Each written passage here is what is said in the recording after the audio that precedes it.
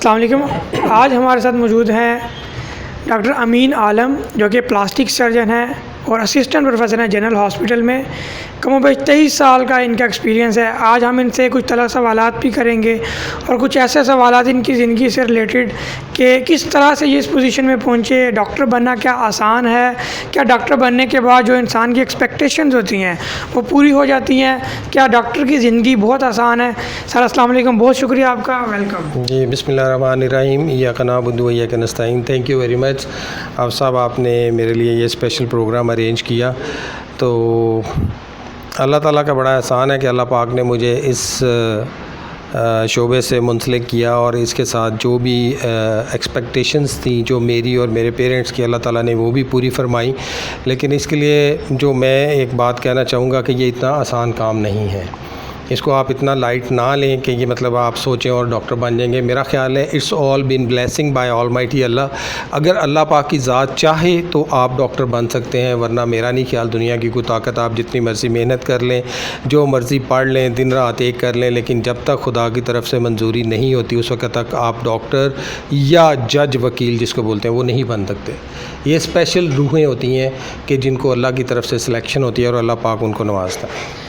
माशाल्लाह सर, ये तो आपने बड़ा अच्छा गाइड कर दिया। लेकिन सर इसमें एक चीज़ है कि क्या डॉक्टर बन के जो एक इंसान की रिक्वायरमेंट होती है, जैसे कि हवा क्रिएट हुआ है कि जो मेडिकल फील्ड है, जो डॉक्टर है, हम डॉक्टर बन जाए ज़िंदगी आसान हो जाएगी, इसके बारे में आपका क्या हाल है? नहीं, मेरा नहीं ख्याल डॉक्टर बन के ज़िंदगी आसान नहीं होती, बल्कि टफ़ हो जाती है। मेरा नहीं ख्याल, मैं जब से डॉक्टर बना हूँ कि मैं कब मेरी जवानी आई और फिर लड़कपन से जवानी और जवानी से फिर बुढ़ापा।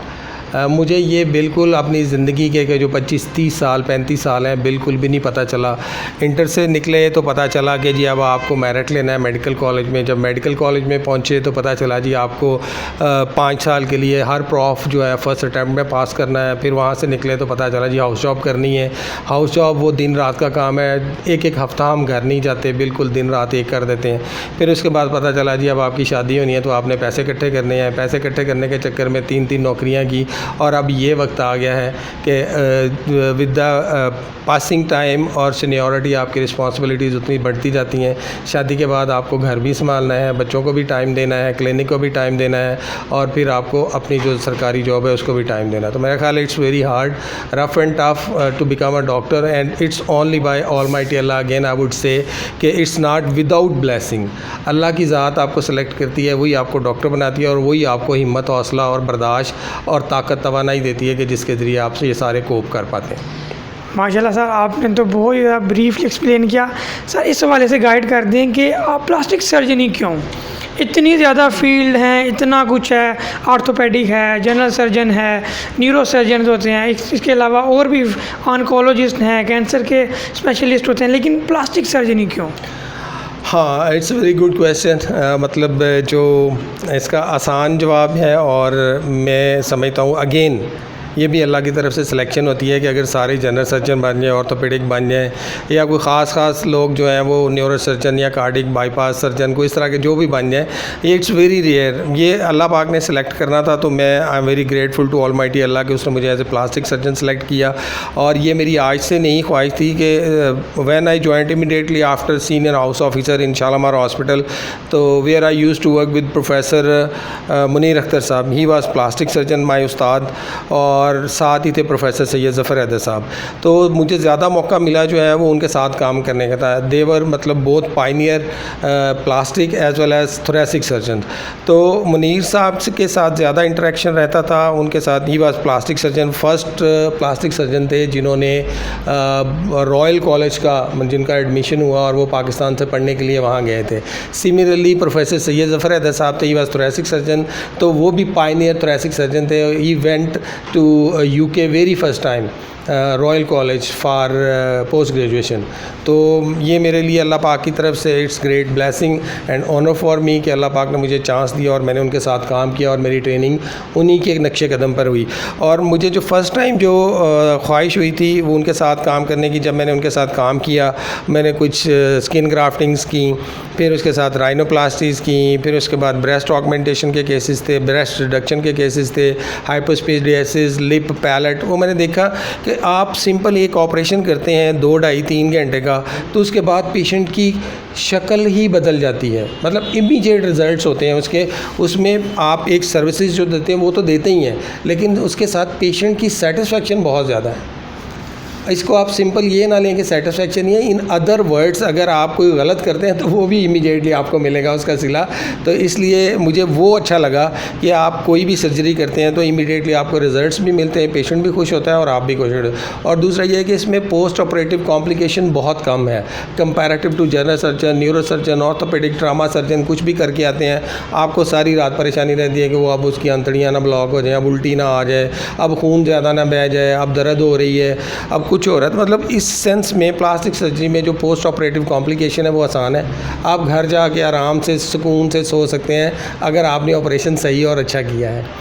माशाल्लाह सर, ये इसमें मैं जो चीज़ नोट कर पाया हूँ वो ये है कि सर खुद भी असिस्टेंट प्रोफेसर हैं, 23 साल का इनका अपना एक्सपीरियंस है और पाकिस्तान में इन्होंने उनसे ट्रेनिंग हासिल की है जो कि पायनियर थे पाकिस्तान के अंदर, जिन्होंने स्टार्ट लिया प्लास्टिक सर्जरी के अंदर और उनके अंदर शागिर्दी में रहते हुए सारे ट्रेनिंग ली। मैं समझता हूँ कि सर ये आपके लिए वाकई में ब्लेसिंग थी कि आपने इस लेवल तक मतलब आपने सीखा और पाकिस्तान के जिन्होंने स्टार्ट किया प्लास्टिक सर्जरी को उनमें। सर क्या डिफ़िकल्टीज़ फेस करनी पड़ी एडमिशन एफएससी के बाद से लेके एमबीबीएस में एडमिशन लेने से लेके टिल नाउ आप असिस्टेंट प्रोफेसर बन चुके हैं, इतने हॉस्पिटल, किस किस हॉस्पिटल में आपने प्रैक्टिस की, क्या डिफ़िकल्टीज़ फेस करनी पड़ी और आने वाले जो न्यू बैच वाले हैं एमबीबीएस करेंगे फिर इस फील्ड में आना चाहते हैं प्लास्टिक सर्जरी में, आप उनके लिए क्या जो है वो कहेंगे? इसमें मैं आपको एक चीज़ बता दी, शुरू में मैंने कहा था कि it's all been selection by almighty Allah. अगर अल्लाह की तरफ से आपकी सिलेक्शन है तो डेफ़िनेटली आपका मेरिट भी बन जाएगा और आपको एडमिशन भी मिल जाएगा। लेकिन आजकल चूँकि प्राइवेट मेडिकल कॉलेजेस का बड़ा ट्रेंड हो गया है कि लोग उनके ज़रिए शॉर्टकट मारने की कोशिश करते हैं कि कोई नहीं, बाय हुक और crook we have money and we can buy the degree of MBBS. लेकिन मैं समझता हूँ कि वो अगर डिग्री इस तरह हासिल कर भी लेता है बंदा तो वो मज़ा और वो उसमें लस्ट नहीं है डिग्री का कि जो आप मेहनत करके गवर्नमेंट कॉलेज में जाके और प्रॉपर तरीके से आप उसमें एडमिशन लेके मेहनत करते हैं दिन रात और पास करके एग्ज़ाम, और फिर उसमें जो सबसे बड़ी चीज़ है वो अल्लाह की तरफ से आपको मिलती है, वो होता है जोश जज्बा।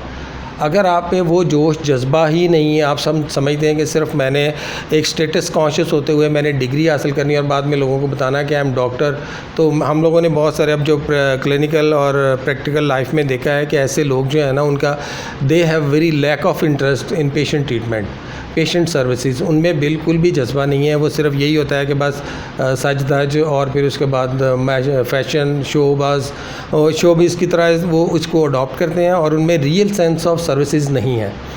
तो वो मेरे ख्याल में वो डॉक्टर भी डिज़र्व नहीं करते, वो जस्ट एक स्टेटस सिंबल है। लोग वो अडॉप्ट तो कर लेते हैं, बाय तो कर लेते हैं डिग्री, लेकिन उनमें वो सेंस नहीं आती। दूसरी रही बात फ्यूचर कैसा है इन लोगों का, तो फ्यूचर वही बात है, जितना जो टाइम देगा इसको, जितना दिन रात मेहनत करेगा, जितना पेशेंट के करीब होगा उतना ही ज़्यादा वो लर्न करेगा, जितना लर्न करेगा उतना ही नाम ज़्यादा होगा और उसी तरह उसको वो सारा कुछ दुनिया और आखिरत दोनों ही मिल सकती हैं। सर माशाल्लाह आपने दोबारा से, क्योंकि ऑब्वियसली आप एक्सपीरियंस हैं, ये क्लिनिक जो आपने माशाल्लाह इतना बड़ा सेटअप बनाया हुआ है, ये वापटा टाउन गोल चक्कर के बिल्कुल साथ, तो ये कितने टाइम से ये क्लिनिक चल रहा है और इतना ये माशाल्लाह इतना सेटअप कब से है ये? हाँ जी, शुक्र अल्हम्दुलिल्लाह। अगेन अल्लाह पाक का बहुत शुक्र है कि अल्लाह पाक ने मुझे इस नेमत से नवाजा। ये मेरा एक ड्रीम था और मेरी ख्वाहिश थी कि मैं इस तरह का सेंटर बनाऊँ जिसमें मैक्सिमम लोगों को बेनिफिट दे सकूँ और स्टैंडर्ड जो होते हैं इंटरनेशनल स्टैंडर्ड्स के मुताबिक का मेरा क्लिनिक हो। उसमें हर तरह के कॉस्मेटिक, रिकन्स्ट्रक्टिव, बर्न्स और कॉस्मेटिक के अलावा जो भी मतलब सर्जरीज एक प्लास्टिक सर्जन ऑफ़र कर सकता है मैं वो करूँ और इकनॉमिकल प्राइसेस में करूँ और इस तरह करूँ कि मतलब वो उसका स्टैंडर्ड भी किसी तरीके से कम ना हो और उसमें मतलब compare to all other surgeons और कॉम्पिटिटर्स जितने भी हमारी फील्ड में हैं बाकी लोग, उनसे बेहतर सर्विसेज दे सकूं।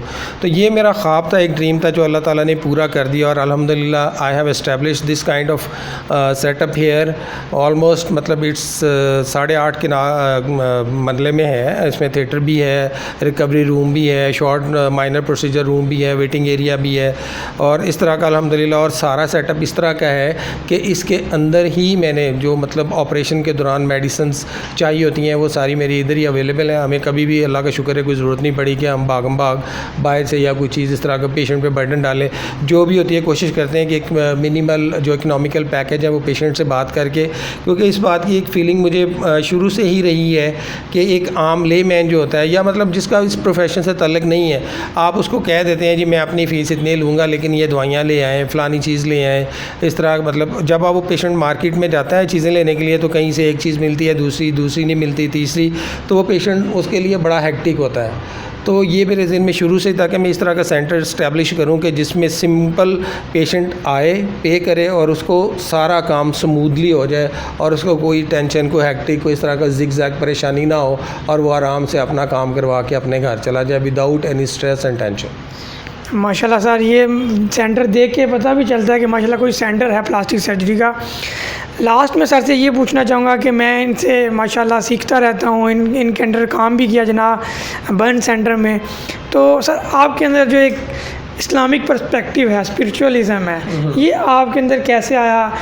दुनियादारी है, एक आपके पास ऑनरेबल, एक नोबल जो है वो एक प्रोफेशन है, इसके अलावा जो आपके अंदर एक स्पिरिचुअलिज़म का एस्पेक्ट है, जो रिलीजियस एस्पेक्ट है, लोगों के लिए हमदर्दी, लोगों के साथ एक प्यार वाला रवैया, लोगों को अगर कोई गरीब बंदा आता है आप उसके साथ जो है वो कमी भी कर लेते हैं, तो ये जो एस्पेक्ट है ये कैसे डेवलप हुआ? फिर वही बात कहूँगा कि बंदा अपनी तरफ से तो कोशिश नहीं करता, इंसान तो ज़ालिम ही है वो किसी को नहीं छोड़ता, ख़ास तौर पे डॉक्टर्स के बारे में मशहूर है। लेकिन फिर वही बात है कि अगर अल्लाह की तरफ से सिलेक्शन है और अल्लाह ने आपको डॉक्टर बनाया तो उसने ये सारे जज्बे भी उसी की तरफ से अता करता है। और ये जो स्पिरिचुअलिज़म है मेरी ज़िंदगी में अभी से नहीं है, ये मैं अभी डॉक्टर भी नहीं बना था, कोई almost I was in 8th और 9th ईयर ओल्ड जब से मुझे कोई ड्रीम शीम आते थे, एक सिलसिला था और मैं बाबा फ़रीद सरकार के मज़ार पे मतलब परवाज़ के ज़रिए पहुंचता था और वहाँ पे उतरना, वज़ू करना, फिर दरबार में हाज़री होना, फिर वो 1-2 सने एक साना वो ऊपर, मतलब जो मैंने आपको शायद कभी बताया भी हो। तो ये स्पिरिचुअलिज़म जो है मुझे नहीं है, ये अता है, अल्लाह पाक का ख़ास करम है और आज से नहीं है। मैंने जब फ़र्स्ट टाइम बाबा फ़रीद सरकार का मज़ार देखा तो उस वक़्त मैं मैट्रिक का एग्ज़ाम दिया था और मैं गया था दुआ के लिए। एक बड़ा शौक़ था, किताबों में पहले ये चैप्टर होते थे, हज़रत बाबा फ़रीद गंज शकर सरकार, हज़रत दाता सरकार जो हैं गंज बख्श सरकार, उनका भी, और फिर इसी तरह मियाँ मीर और ये मतलब हज़रत सखी लाल शहबाज कलंदर, उनके बारे में। तो ये चैप्टर्स होते थे पहले इस्लामिक, इस तरह के बुज़ुर्गों में, औलिया कराम के बारे में इंट्रोडक्टरी होते थे, लेकिन अब उनकी बायोग्राफी कोई भी नहीं, इस तरह के चैप्टर्स नहीं रहे। तो वो मेरे ज़हन में एक कॉन्सेप्ट था, पता नहीं क्यों, ये किस तरह अल्लाह की तरफ से था। तो फ़र्स्ट टाइम जब I went to there in पाकवतन शरीफ, तो मैंने मैट्रिक के बाद तो मैंने पहली दफ़ा देखा कि ये सारी चीज़ें तो मैंने देखी हुई हैं, मुझे ख्वाब में, ड्रीम में जो भी मैं आता था देखता था। तो फिर उस वक़्त मुझे ये फिर आहिस्ता आहिस्ता बहुत सारी चीज़ों का जो है ना वो इल्हाम और आहिस्ता आहिस्ता सीना खुलता गया जिसको कहते हैं, और अल्लाह की तरफ से फैज़ और रूहानियत। और अल्हम्दुलिल्लाह 1-2 बुज़ुर्ग फिर मिले बाद में ज़िंदगी में। I was in 8th class जब उन्होंने बता दिया था कि आप डॉक्टर बनेंगे और फिर आप इस तरह बीमारी आपके सामने बोला करेगी और आपके हाथ से जो भी लिखा जाएगा अल्लाह ताला शिफा देंगे। तो आई थिंक सो कि मैं फिर वही कहूँगा, मेरा जो ईमान है, मैं इस काबिल नहीं था, अल्लाह की ज़ात ने मुझे नवाजा है और ये स्पेशल ख़ास काइंडनेस और ब्लेसिंग है अल्लाह पाक की कि उन्होंने मुझे सिलेक्ट किया, डॉक्टर बनाया और आज मैं इस मुकाम पर खड़ा हूँ। Sir thank you so much, आपका बहुत बहुत शुक्रिया, आपने हमें टाइम दिया।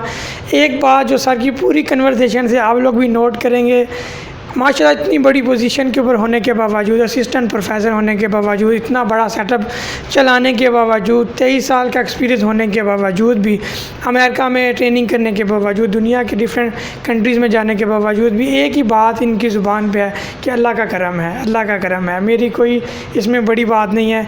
अल्लाह ताला इनको इसी तरह सोचने की, इसी तरह हिदमत हलक करने की तौफीक अता फरमाए। मैं इजाज़त चाहता हूँ। जज़ाकल्लाह सर, बहुत शुक्रिया। अस्सलाम वालेकुम। थैंक यू आप सब, बहुत शुक्रिया जनाब, thank you very much for. Allah.